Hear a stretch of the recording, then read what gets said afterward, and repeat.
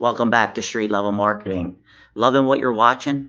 Don't miss a moment of Street Level Marketing or any of your favorite Now Media TV shows, live or on demand, anytime, anywhere. Download the free Now Media TV app on Roku or iOS and enjoy instant access to a full lineup of bilingual programming in both English and Spanish. Prefer to listen on the go? Catch the podcast version of the show right on the Now Media TV website at www.nowmedia.tv. From business and breaking news to lifestyle, culture, and everything in between, Now Media TV is streaming 24/7, ready whenever you are. We're here with Risha Grant, and in this segment, we're getting into something that makes a lot of people squirm: bias. It's not always intentional, but it shapes the way companies message and market, often without them realizing it. Unconscious bias can seep into marketing in ways big and small, from ad imagery to social media captions, and when left unchecked, it can alienate the very audience and brand it's trying to reach. What is unconscious bias and why does it matter in marketing? I like to think of unconscious bias as an unrecognizable part of our upbringing. And you're kind of hitting my sweet spot here. The thing about unconscious bias is that we don't know it's there. We have no idea. And so if we don't know it's there, that means that we are not working on it at all. So I have coined a term called the biosphere. And the biosphere are those circles of influence that have been in our lives, our entire lives, from our family and our friends to the schools that we chose to go to, the government that we live under, the media that we consume. All of these things play a part in how we see the world and how we view the people in the world. And so for many of us, if we are in areas where everyone looks like us, we're around people that mostly think like us, it gives us a very narrow view of the world.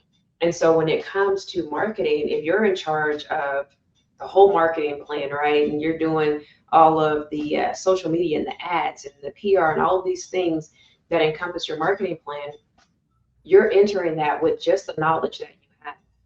So you can easily put things out there that are offensive to others, that are only looking at it from one lens, that are leaving out a whole group of people that literally could change the bottom line of your company. So Uh, it matters extremely in marketing. yeah, I can definitely relate to that. I know, for myself, when I was planning marketing campaigns in the past, I'd be putting pictures on the website, and then somebody would like, well, we need a little bit diversity in that, in the photo, and it's not intentional. It's just, it's your natural instincts, on your environment and how you're raised. They not even like really think about Exactly. it. How Exactly. You do can have to think about it. Even myself, I do this work for a living. I mean, I've been at it 27 years now. So it's still something that if I'm not intentional about, I'm not going to be inclusive. So Mhm. it doesn't matter. I can look at an ad and I can think, this looks great. And then show it to a friend who's like, you left out everybody. Right. So it's not something to be ashamed of. It's something to recognize about yourself so that you can go and surround yourself with people that can help you get it right. Yeah. How can bias show up in something as simple as an ad or a social media post? Well, I think about fitness campaigns, right? We've always been taught the standard of beauty, through our ads, through television, through advertising, and some of those ads, everyone is thin, or everyone is, maybe a white woman or a white man or something. And it teaches you that this is the standard of beauty. This is the only standard: to be a certain size, to be a certain race, to be a certain, it doesn't matter. Reverse that. Mhm. It can be all African American people. When you look at that, you think this is just for this group. And this is just how I have to look in order to be accepted. And it's not true. If you can show an ad with people that are thin, people that are overweight, people that just have curvier body types, I mean, there are all kinds of things, but it represents everybody. So now I'm looking at that ad saying, yeah, I want to join that fitness club, or yes, I want to look at these clothes because here's a person that looks like me that has the clothes on and they look great. I think makeup companies have done a great job of this. You can now get makeup in every shade. I gotta Hmm. tell you, when I started wearing makeup, it was really difficult to find makeup for my shade of skin. So it companies have been missing the boat so long, not just missing the boat, missing the money for so long, because how do you not recognize that these are things that mean a lot to people? Even when you look at just in the last few years how Apple started changing the emoticons, because they did not represent any people of color.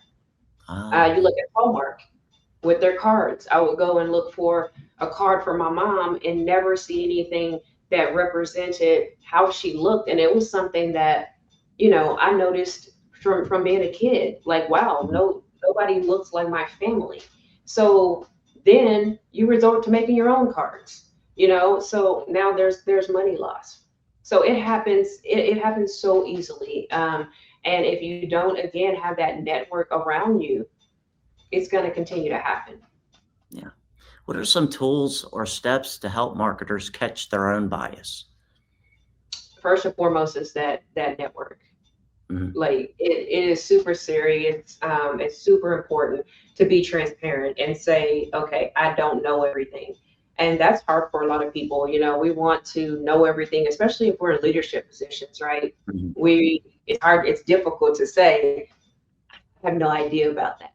But people really appreciate transparency. So if you can be transparent, if you can say, I have no idea, but let me go figure it out, or let me go ask a person. And if you look around and you have no one in your network to ask, that says a lot as well. You've got to get out there, you've got to meet different people. In company settings, you can easily be transparent. Hey, DEI is really important to us. Inclusion is important to us. We want to make sure that we are out there representing the communities that we want to market to. We're trying to figure this out.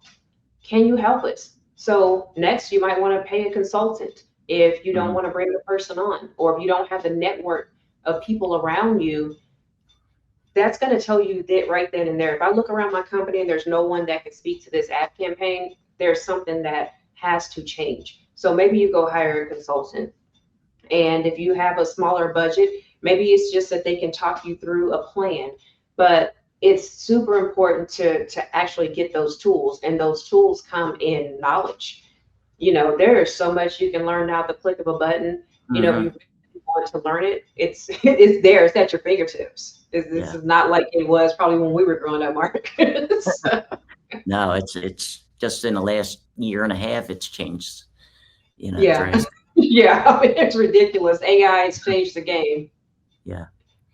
Can you share a story where a company faced bias in their brand and grew from it? And I'll totally appreciate if you don't want to call out a certain business, but maybe an Right, example. right. Yeah. It is. I was thinking about that a lot because I've been in it for such a long time, and then I kind of transitioned from the communication side of it into just overall employees. So if you don't mind, I'll talk better from that standpoint. Sure.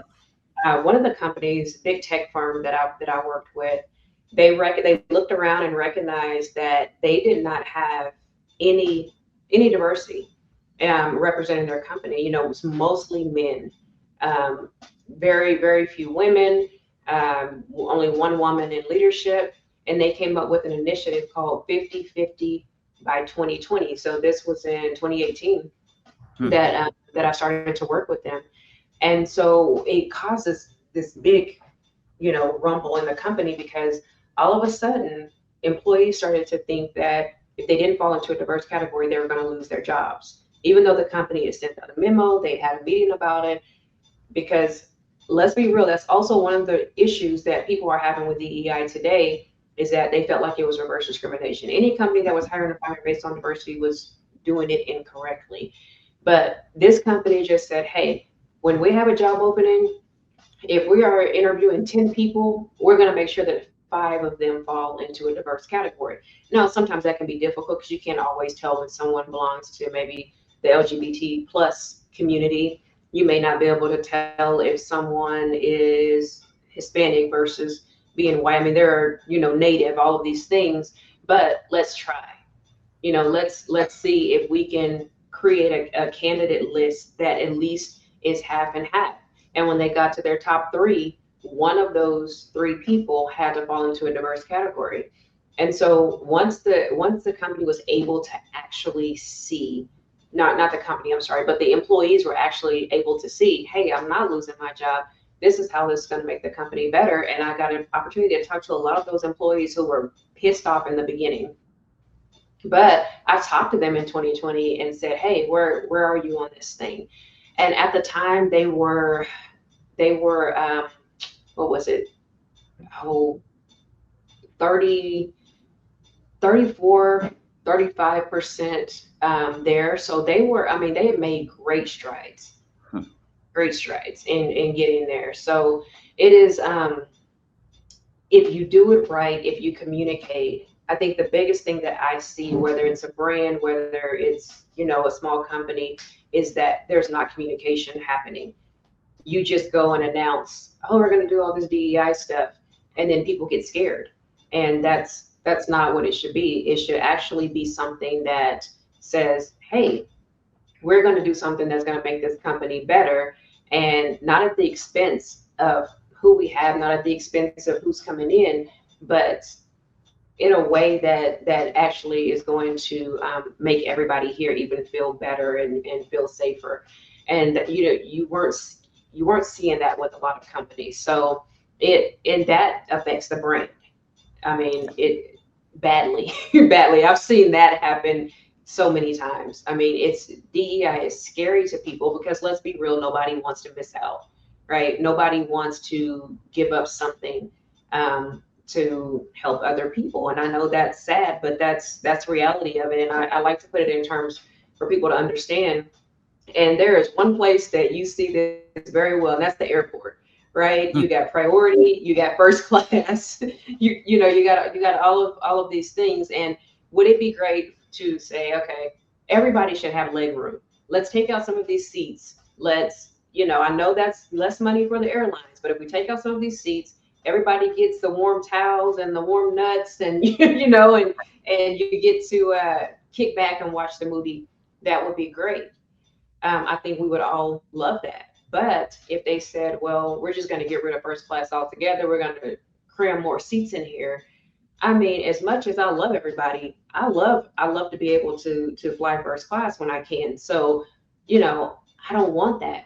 But also, if it's going to make it better for everybody else, I'd be willing to lose it so that we could all enjoy the same amenities. And that's really what it comes down to, is sometimes we have to pull back so that we're making space for others to have the same level of equity that we have. Yeah, makes sense. If somebody wants to dig deeper into understanding and overcoming bias, where can they find your resources or follow your work?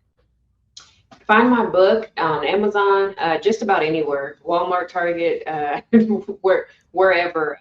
My book is out there, and it's called "Be Better Than Your BS" because we all have BS, right? I don't care what you say, we all have BS. You can also go to my website, rishagrant.com, and find all the resources there. It also leads you to the book as well. Great.